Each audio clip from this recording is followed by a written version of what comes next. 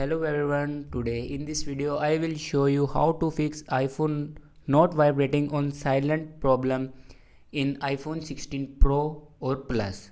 So let's start the video. First of all, open settings and click on sounds and haptics.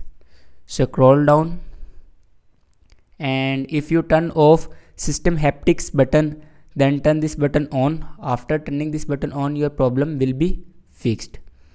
If it doesn't fix, then open setting again and click on sound and haptics and click on haptics.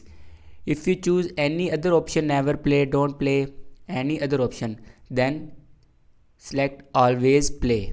After selecting that, check if you turn on do not disturb, then turn this off. After turning this off, your problem will be fixed. If it doesn't fix, then open setting again and go in general and click on software update and check if your latest update will be updated or not. If it doesn't update, then update it. After updating that, your problem will be fixed. If it doesn't fix, then go in settings again and open general. Scroll down last and click on transfer or reset iPhone. Reset all settings. Here you can enter your passcode to reset all your settings. It will be confirmed to reset all your settings. It will never destroy on any other data like photos, videos and other apps.